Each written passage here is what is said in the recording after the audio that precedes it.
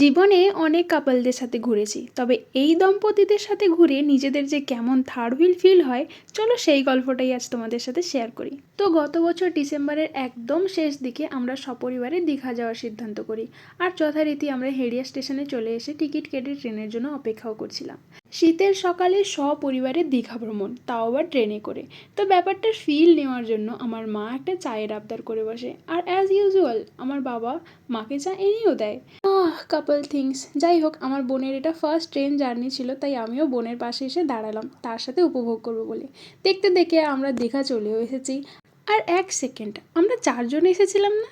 তো এখানে দুজন কাপল হাঁটতে হাঁটতে এগিয়ে যাচ্ছে কেন? যেদের কাপল গোল করতে গিয়ে আমাদের ভুলেই যেত যদি না আমাদের মাঝপথে খিদে পেয়ে যেত। আসলে সেই সময়ের হাড় কাঁপানি ঠান্ডাতেও একদম ভোর ভোর উঠে খাবার তৈরি করে নিজেরা রেডি হয়ে তারপরে বাস, অটো, টোটো, ট্রেন এ সমস্ত ধরে বেরিয়ে আসতে আসতে এতটা জার্নির ফলে আমাদের খুব জোর খিদে পেয়ে যায়। আমরাও একটা শান্ত জায়গা দেখে আমাদের খাবারের জিনিসপত্র বের করে ওখানেই আমাদের ব্রেকফাস্টটা করা শুরু করে দিই। খেতে খেতে মাঝখানে একটা জিনিস লক্ষ্য করলাম, কেউ তার একজোড়া হাত বাড়িয়ে আমাদের দিকে ভিক্ষা চাইছে। আমরা নিজেরাই ভিখারি, তো ভিক্ষা কি দিতাম, তাই আমরা মুভ অন করলাম আমাদের খাওয়ার দিকে। আর খাওয়া দাওয়া শেষে আমরা হাঁটতে হাঁটতে কয়েকটা দোকানের সামনে এসে পৌঁছলাম। দীঘাতে আসার মেন কয়েকটা উদ্দেশ্যের মধ্যে একটা হলো এই কেনাকাটা।